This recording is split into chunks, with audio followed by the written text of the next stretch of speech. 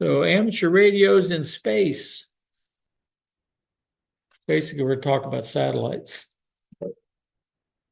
A little bit about orbital mechanics, although it's not the kind you would think of. It's just whether it's an ascending or descending path. The frequencies and modes for satellites, transponders, and store and forward.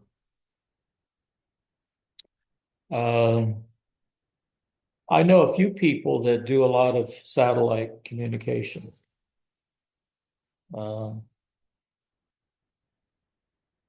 Something I might try someday, but I haven't yet.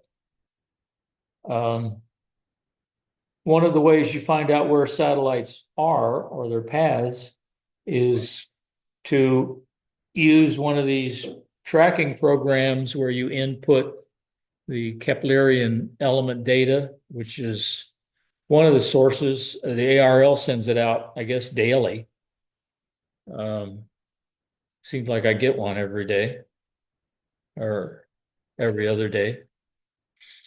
And that has all the information for all the different satellites and what they're, well, it has enough information that you can actually define the orbits and look at them on a map and see where they're going and have it run real time. You actually see the satellites moving and it'll show the footprint so of how big it is, so you know when it's passing over you, if it's close enough that you're in that footprint, you can make a contact. That's what part of a Keplerian message looks like.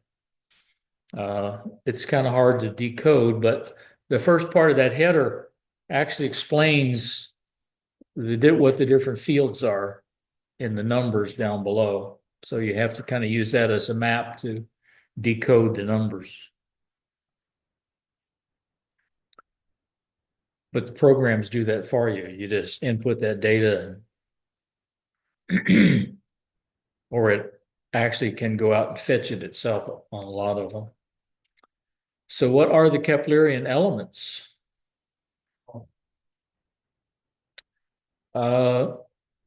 Most of the amateur satellites are in low Earth orbit. They're called LEOs.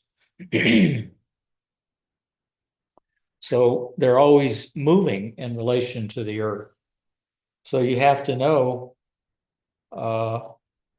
and typically they're doing a north or south pass. So if it's going north to south, we call that a descending path. And if it's going south to north, it's doing an ascending path. So as it goes around and it's spiraling around the Earth, it's doing a descending path. On the other side, it's doing an ascending path. So at some point where you had a descending path, as it rotates around the Earth, you're going to see it on an ascending path. So these are polar orbits. I think in most cases. But we scan them going across the horizon. Well, if you look at these maps, they're doing, it's like a sine wave almost sort of thing. And you'll see it shifting. Or you see the Earth shifting. And almost orbits like that. Except for geostationary. Right. The key is asking what an ascending path is and a descending path. There's no definition for east-west path.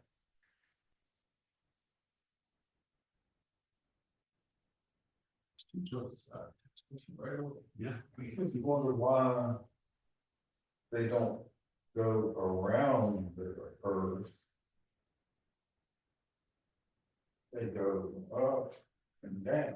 It probably has something to do with those orbital mechanics that we're not going to talk about, which I learned a long, long, long time ago and forgot. Apparently it's not something you use every day. No. Because we had a class on it back in my early NASA days. This guy would come down and teach astronomics and all that kind of stuff. And it was interesting, but I forgot all of it. What is the direction of an ascending pass for an amateur satellite? Charlie. QO 100 is an amateur satellite that is now a geostationary satellite. I think it's the first geostationary amateur satellite. Available for any amateur to use. So even a technician can contact QO 100 if you can find it. Huh? Where is it? I don't know, but it's one position. Probably over the United States, I would assume. Back beam or something, we're calling it, like XN or dish. What type of satellite appears to stay in one position in the sky? Yeah, you don't have to do the Doppler thing and rotate your antenna. Yeah, no, right. Although it's probably still rotating, so you probably have the Faraday rotation. Yeah, the polarization changes. Hey, Bob, my curiosity is getting the best of me. Do you remember the instructor's name? Was that David Dunham? Oh, gee, I have no idea. Okay. Like I said, that was almost 60 years ago. Well, I I've still known have the book. I'll I've look known it him up. about that long. He's one of the major geo whatever for all satellite work. Okay. Well, this guy just had a contract with NASA and he'd go around and teach this astronomical course because he published a book about it. Certainly could be that guy. Could be, although he could be dead by now too, Certainly could.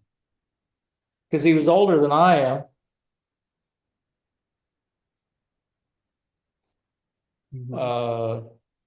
If you want to make a contact with a satellite, you need to know the mode of whether it's a UV or a VU. And those two letters define whether it's up, it defines the uplink and downlink. So if it's a UV, it means uplink is UHF and downlink is VHF.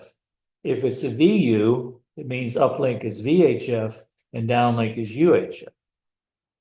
So whereas a repeater just shifts by 5 megahertz or 600 kilohertz, we shift the whole UHF, VHF band.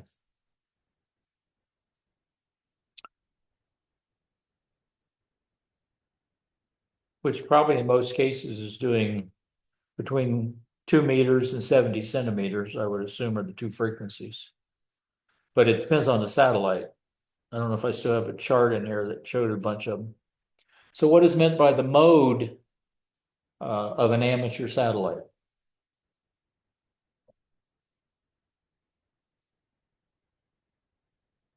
What do the letters in a satellite's mode designator specify?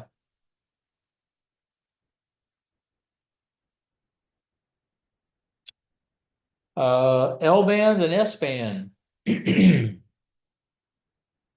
23 centimeters or 440 megahertz is the 23 centimeter, excuse me, not 1200 megahertz is the 23 centimeter band. And 13 centimeters is the S band, which I don't know how many gigahertz that is. I know the L band because my 9700 will do L band. Although there's nobody there. Well, I got a tri-band antenna and I've switched it to that band and it's pretty quiet. That's what other people on the frequency are saying. Huh? That's what other people on the same frequency are Yeah. saying. Well, plus it's a tri-band vertical, so it's obviously not going to do too well on a satellite. What do the terms L-band and S-band specify regarding satellite communications?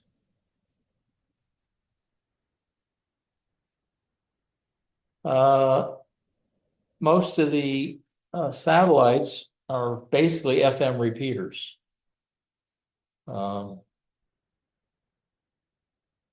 Some have linear transponders and some have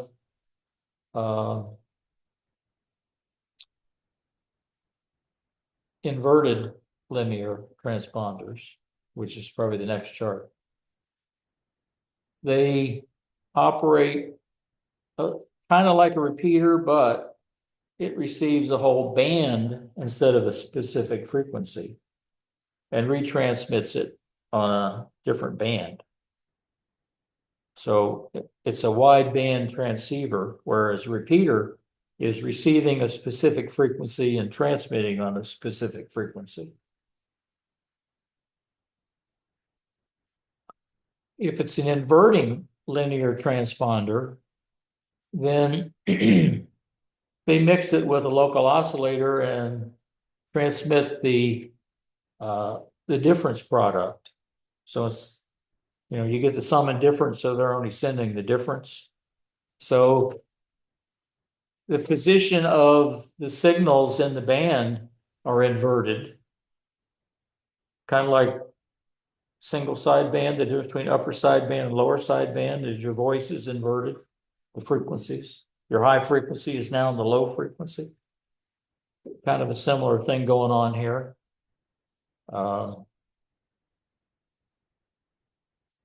The one reason apparently they do it is it somehow reduces Doppler shift because of the inversion, and it's changing the frequencies, inverting them. Whereas Doppler shift, you're as it's moving towards you, you're increasing the frequency and then you lower it as it goes away. So if you inverted it, it maybe compensates for Doppler shift. That's the assumption. So we'll go with that one. What's the following types of signals that can be relayed through a linear transponder?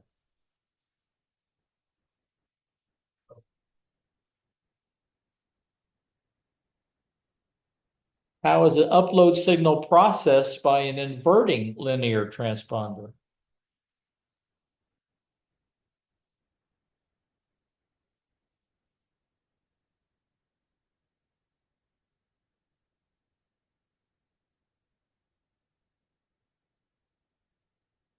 Good to read them all. Which of the following is characteristic of an inverting linear transponder?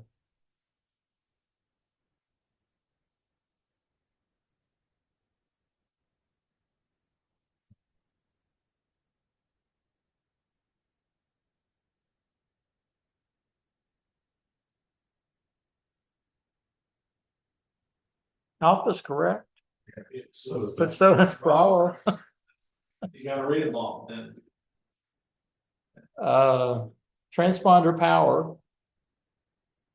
The satellite has a limited amount of power. So if you're sending a much stronger signal than necessary, I mean, you're going to be stealing some power away from other potential users of the satellite. Exactly how that works, I don't know. I guess it's like a I'll say that again. if you send a signal to the satellite that is much stronger than necessary, and I don't know exactly how it works, but the implication is that the satellite is going to repeat your signal at a stronger signal than it would normally do. It's kind of proportional. And since this has limited power, okay, the more power you use, the less power is available for other signals. Why would it do that? I don't know. That's just the way the world works. Well, they only have, so much fuel and power and light.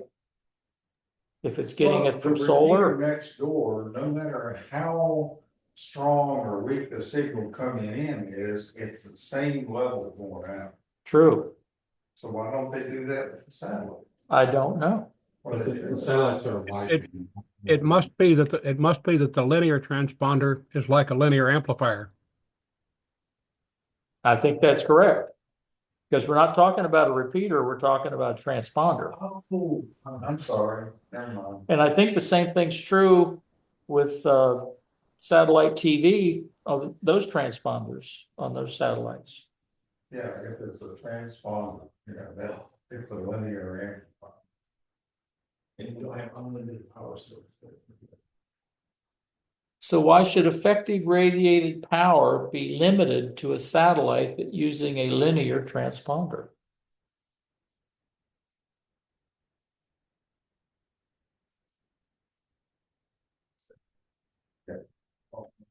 Now, does that also apply to an inverting linear?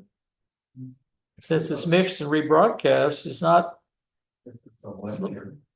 well, it's inverting linear, yeah.